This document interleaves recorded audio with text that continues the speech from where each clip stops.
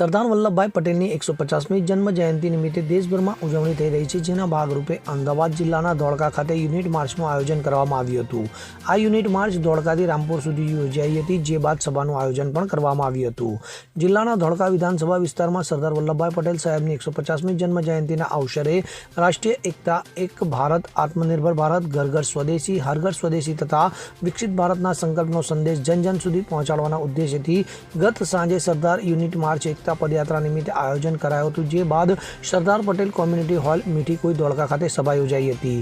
Sardar Patel community hall Mithikui ધોળકાથી Rampur સુધીની પદયાત્રાનું પ્રસ્થાન કરાવવામાં આવ્યું હતું, તો રસ્તામાં ઠેર ઠેર આ પદયાત્રાનું ઉમળકાભેર સ્વાગત કરવામાં આવ્યું હતું। આ યાત્રા 8 કિલોમીટર રામપુર ગામે પટેલવાડીમાં પહોંચીને સભાના રૂપમાં ફેરવાઈ હતી। તો આ કાર્યક્રમમાં ખેડા જિલ્લાના લોકસભાના સાંસદ દેવુસિંહ ચૌહાણ, પ્રદેશ સહપ્રવક્તા જયરાજસિંહ પરમાર, જિલ્લા ભાજપ પ્રમુખ શૈલેષભાઈ દાવડા, ધોળકાના ધારાસભ્ય કિરીટસિંહ ડાભી, મહામંત્રીઓ હાજર રહ્યા હતા।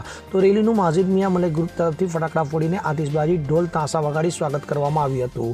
તો તાલુકા સંગઠનના હોદ્દેદારો, શહેર તાલુકાના ચૂંટાયેલા પ્રતિનિધિઓ, કાર્યકર્તાઓ, આગેવાનો, પોલીસ સ્ટાફ તથા ધોળકા વિધાનસભા વિસ્તારના નાગરિકો આ પદયાત્રામાં મોટી સંખ્યામાં જોડાયા હતા।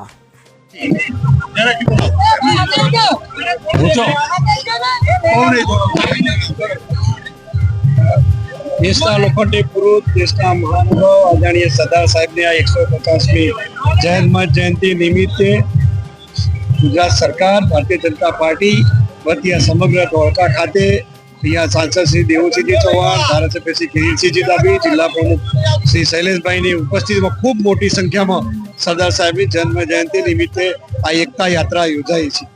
ખાસ કરી અને જે જુદા જુદા વાડાઓમાં, જુદા જુદા જ્ઞાતિઓમાં, જુદા જુદા રાજ્યોમાં વહેંચાયેલો આપણો દેશ સરદાર સાહેબે 562 રજવાડાથી લઈ તમામ જગ્યાએ જે એકતા અને અખંડતાના દર્શન કરાવ્યા હતા, એના ફરીથી પણ લોકોની વચ્ચે સંદેશો જાય એ અમારો પ્રયાસ છે।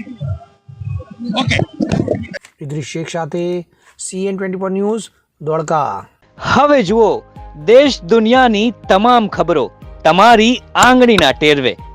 ઉઠાવો મોબાઈલ અને ગૂગલ પ્લે સ્ટોર પરથી ડાઉનલોડ કરો અમારી CN24 ન્યૂઝ મોબાઈલ એપ।